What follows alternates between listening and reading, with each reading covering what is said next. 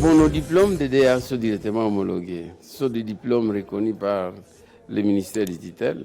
Défense des mémoires des DEA de la promotion 2018-2020 à l'Université catholique du Raben UCG, située à Butembo, une ville de la province du Nord Kivu, à l'est de la RDC. Pour cette promotion, 7 doctorants ont été évalués par un jury multidisciplinaire.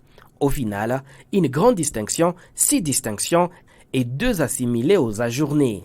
Les différents arrêts des cours et les difficultés de voyage dues au confinement ont retardé ces défenses des mémoires, finalement tenues les 7 et les 9 juin dans l'amphithéâtre professeur Abbé Apollinaire Malumalu au site Horizon. Les impétrants viennent de 2 filières, les sciences agronomiques et les sciences économiques et de gestion. Les auditeurs issus du secteur de l'enseignement et d'autres secteurs professionnels ont mené des recherches 2 ans durant pour en arriver là.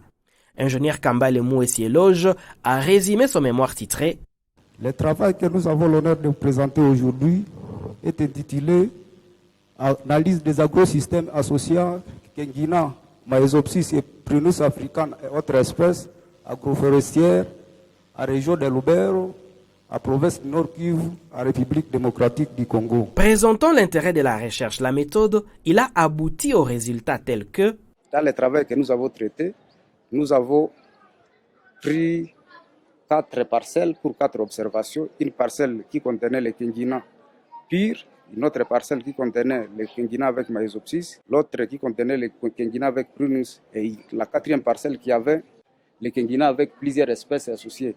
Maintenant, les résultats que nous avons trouvés, d'abord, les Kengina purs semblent ne pas donner de résultats performants, mais les Kengina avec Maezopsis et les Kengina avec Prunus, même au niveau de l'amélioration du sol, nous avons constaté que ces 2 espèces ont semblé améliorer le sol et ces 2 espèces ont aussi contribué pour la hausse du rendement par rapport au Kengina pur. Nous avons recommandé aux paysans d'associer les arbres, surtout les arbres que nous connaissons le tempérament, pour permettre à ce que ces arbres puissent contribuer directement à l'amélioration du sol et pour que ces arbres puissent aussi contribuer à l'accroissement du rendement, vu que le Kengina est une culture qui, à un certain moment, a besoin de l'ombrage. L'assistant Abbé Kambale Martin des sciences économiques et de gestion a étudié un fait, le recyclage des déchets ménagers, mais dont les acteurs ne sont pas conscients de la portée environnementale. C'est sur base de ce constat-là, de la disparition de certaines catégories de déchets, des petites activités qui s'organisent autour du déchet, on s'est posé plusieurs questions. On s'est demandé si les gens sont devenus plus pauvres au point de ne plus trouver de déchets à jeter. Ou bien, nous nous sommes demandé si les gens de Butembo sont tellement éduqués qu'ils sont maintenant à un niveau de bien gérer leurs déchets. C'est-à-dire chacun les gère très bien. Et pourtant non. Parce que les déchets sont partout, les déchets sont visibles. Par-ci, par-là, on rencontre des déchets, des caoutchoucs, des bouteilles plastiques. Mais alors, par rapport à ces nouvelles activités autour du déchet, nous nous sommes demandé, est-ce que la récupération et la valorisation des déchets augurent-elles les premiers signes de développement durable à ville de Butembo? Un sujet valant son pesant d'or tant pour la recherche, l'économie locale que pour la protection de l'environnement. Les résultats que nous avons obtenus, sur terrain, nous avons constaté qu'il y a des acteurs de gestion des déchets. Parmi ces acteurs, il y a les acteurs étatiques, il y a des entreprises, il y a des acteurs informels. Pour les acteurs étatiques, à Butembo, nous avons la brigade d'assainissement qui est attachée à la mairie de Butembo, qui essaie de ramasser, de collecter les déchets par-ci, par-là, surtout au centre commercial. Nous avons aussi constaté qu'au niveau des ménages, il y a une certaine précollecte de déchets et chaque famille essaie de précollecter les déchets qu'elle produit essaie de les trier et essaie d'attirer des déchets qui sont utiles, que la famille peut utiliser, soit pour nourrir les animaux domestiques, soit aussi pour nourrir la famille. Parce qu'on se rend compte qu'on ne jette plus des restes de nourriture. On peut bien garder cela pour demain. Pour les petits déjeuners du lendemain, on donne aux enfants avant d'aller à l'école. Nous avons rencontré qu'à Butembo, il y a déjà en éclosion certaines entreprises qui investissent dans la collecte de déchets.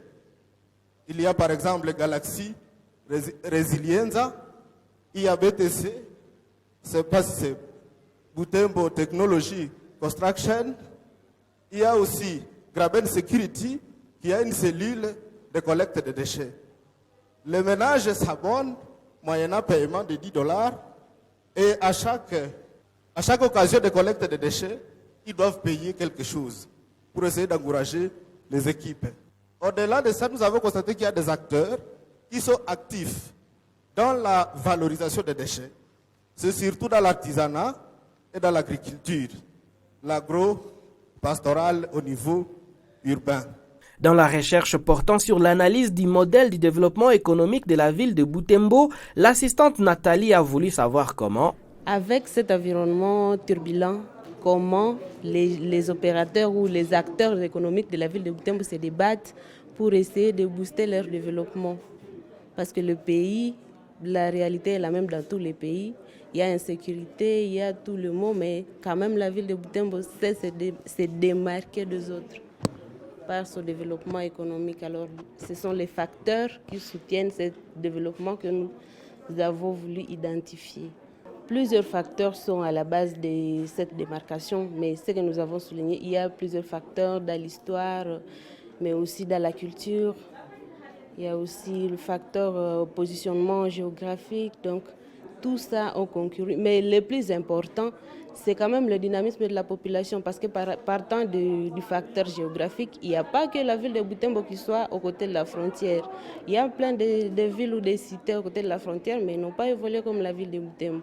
Mais même pour l'histoire, le pays a la même histoire, mais nous soulignons quand même les dynamiques de la population, la vision que nous avons résumée à une vision d'individualisme solidaire, donc en recherchant le profit de chaque individu, mais ils sont aussi capables de s'entraider mutuellement, ce que nous avons résumé par individualisme solidaire. Les jurys, faits de professeurs aux compétences multidisciplinaires, n'ont pas été complaisants sur la qualité des travaux.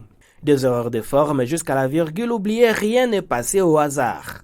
Aussi, dans l'écriture, il y a trop d'erreurs de saisie, de parenthèses qui sont collées au mot, de même que de points-virgules, même de double points. Et à la page 6, il y a par exemple le lapsus qui est un peu dangereux. À la page 44, j'ai trouvé problème de numérotation. Moi, dans l'exemplaire que moi j'ai reçu. Problème de numérotation de la page 44, oui, page 44 et page 45. Donc là, j'ai trouvé une confusion entre figures et tableaux. Pour ce qui est donc de la partie discussion, vous n'avez pas bien exploité la littérature en ce qui concerne le rendement. Aux erreurs de contenu, vous avez voulu faire une régression entre les rendements et l'écorce, entre les rendements et la circonférence. Et partout, tout a été significatif. Mais alors, il y a une question que je me pose. Les deux éléments, sont-ils des éléments de rendement ou pas? Pourquoi vous n'êtes pas parvenu à construire? Nous avons une relation, si toujours que vous jugez linéaire, entre les rendements et les deux à la fois. Et là, vous avez donné effectivement les différentes proportions de l'analyse granulométrique.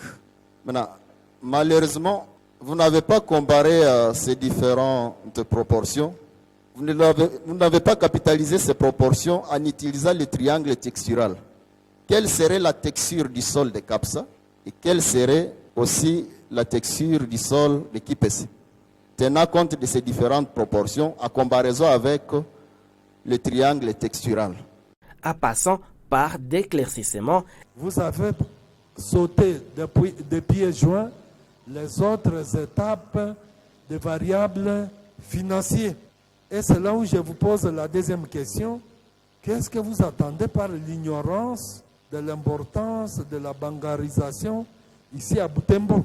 Vous dites qu'en 2017, la Moussosa avait un effectif de 2020 personnes et elle a permis de réunir 80 400 $. En 2019, par contre, l'effectif était de 4 807, ça veut dire que ça a augmenté. Et par contre, elle a permis de réunir seulement 9 614 $. Vous pourrez nous expliquer comment les effectifs en augmentant, par contre, ne peuvent pas mobiliser les cotisations des membres.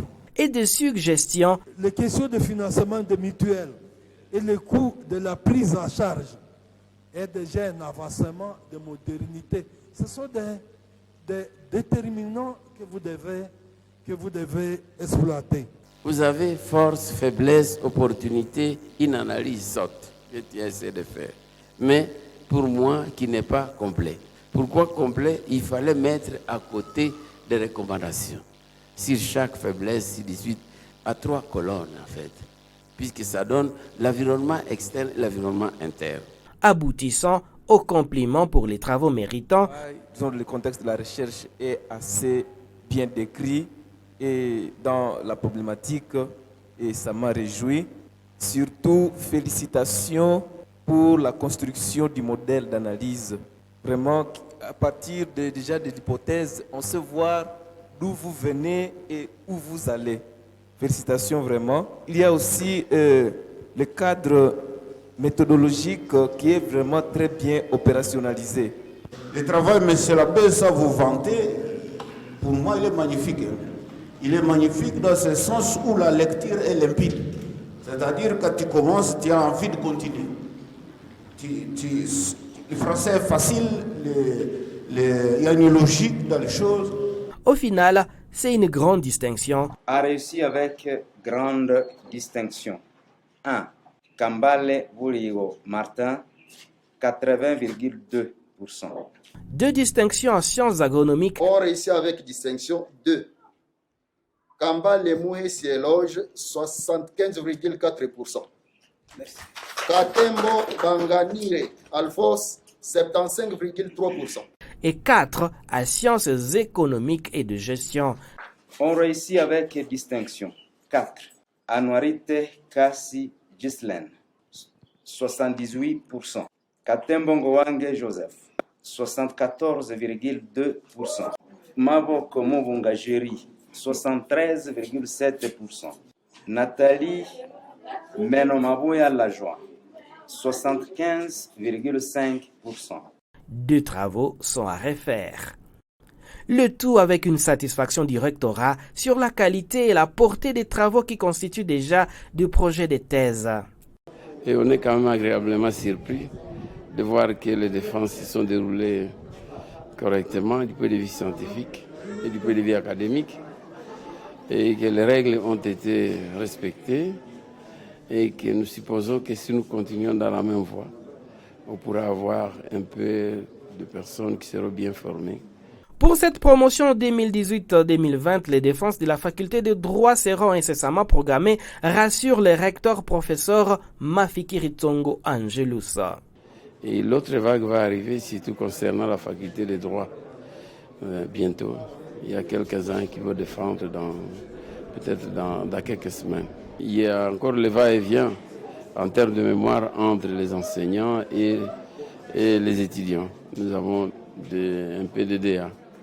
Mais bon, espérons que ça va aller vite et que compte tenu de ce que nous venons un peu de faire pour l'économie et pour l'agronomie, ils seront aussi obligés un peu de s'y mettre pour arriver rapidement à quelque chose. Cette année, l'Université catholique du Graben vient d'obtenir l'autorisation d'organiser le 3e cycle dans 4 de ses 9 facultés. Je dirais que l'Université catholique du Graben, dont je suis le secrétaire général académique depuis février de cette année, c'est une université qui a déjà une une bonne tradition dans l'organisation du troisième cycle. Jusque l'année passée, le ministère nous autorisait à organiser quelques filières seulement. Donc on avait une filière importante en sciences agronomiques, c'était la phytotechnie. Et en sciences économiques, on organisait l'économie de développement pour le troisième cycle, le DA. Et en droit, on organisait seulement le droit public. Mais depuis un mois, pratiquement un mois et demi, on a reçu un arrêté, on a obtenu un arrêté nous autorisant à organiser plusieurs autres filières. Donc, depuis le 21 mai 2021, en sciences agronomiques, on peut désormais organiser des DA.